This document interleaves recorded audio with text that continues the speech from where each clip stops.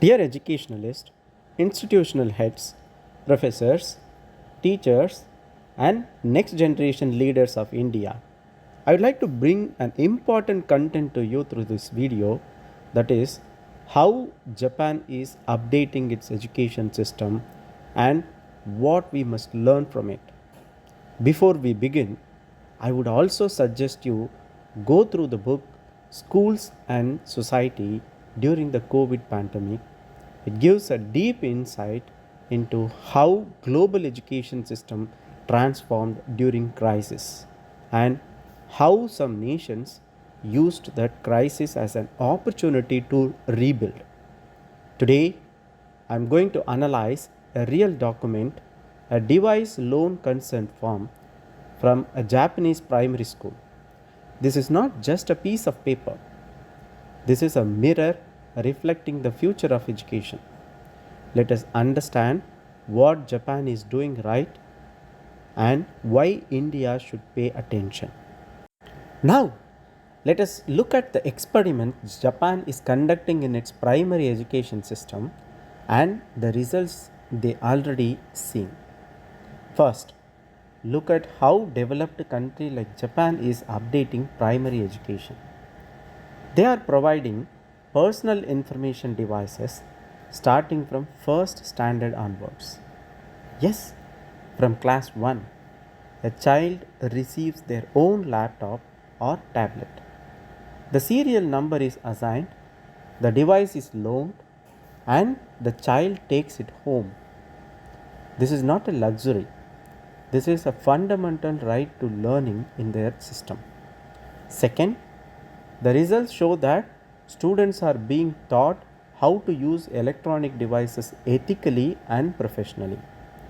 The consent form clearly lists the rules. Do not hurt anyone's feeling online. Take permission before recording anyone. Respect copyrights and never share personal information on the internet. This means Japanese children are not just learning how to use technology, they are learning how to behave with technology. This is the big difference. Third, the results of e-learning and creative education are making a unique difference. The form mentions tools like Google Drive, generative AI platforms like Gemini and Notebook LM, and creative software like Canva. These are not reserved for college students. Japanese primary school children are using them to create, design, and collaborate. Their learning is not passive, it is active and creative.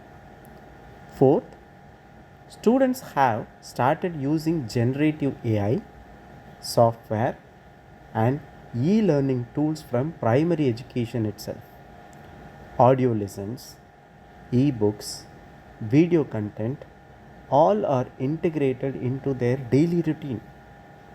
The form clearly states that data is managed securely, and even if personal information is entered by mistake, it's not used for AI training. This shows a system that is both advanced and responsible. Fifth one, primary school students are learning how to be disciplined in video conference education. Platforms like Zoom are being used regularly. The form specifically asked parents to consider whether they are comfortable with their child's image or voice appearing on screen. This means even a first grader is being trained to sit in a virtual classroom, mute and unmute properly, and participate respectfully. Skills that many adults today still struggle with it. Now, let us discuss what this really means, not just for Japan, but for India and the entire developing nations. Point 1, Japan is treating digital literacy as a basic skill like reading or writing. They are not waiting for high schools or college. They are starting from the age 6.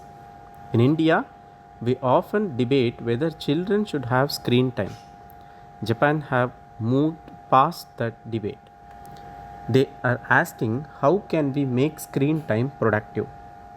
Point 2. The consent form is not just a legal document, it is a teaching tool.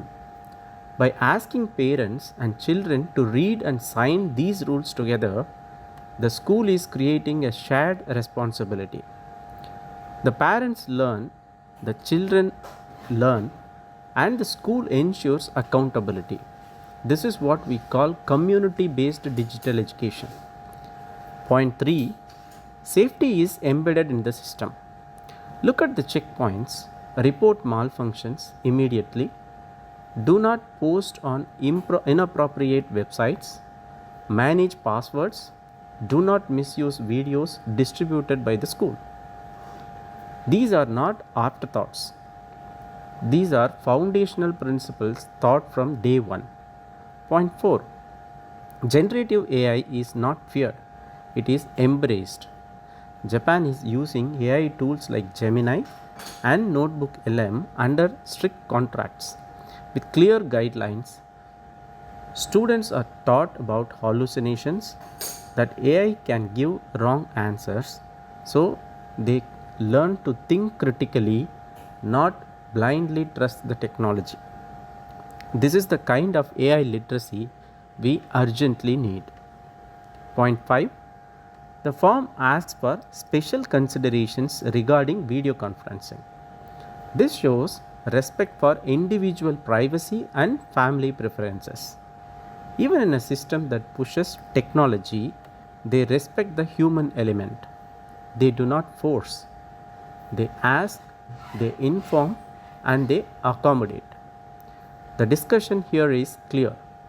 Japan is not just adopting the technology, they are adopting education to technology, and that is a very different approach. So, in conclusion, the document we analyzed today is a small window into a big transformation. Japan's primary education system is using technology not to replace teachers but to empower students. They are building a generation that is digitally fluent, ethically aware, and creatively confident. Now, my message is, first, we must stop treating technology as optional or harmful. It's a tool, and like any tool, it depends on how we use it. Second, we need to start early.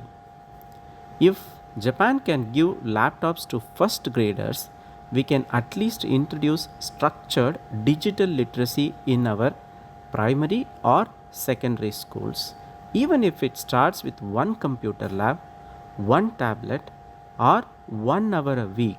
It matters. Third, we need to involve parents. The Japanese model shows that consent, awareness, and shared responsibility are key. We cannot leave digital education only to teachers. Parents must be partners. Fourth, we must teach ethics alongside usage. How to behave online, how to respect privacy, how to question AI. These are life skills, not just technical skills. Fifth and finally, let us not just copy Japan blindly, but let us learn from their vision. They are preparing their children for the world of 2050. Are we preparing ours?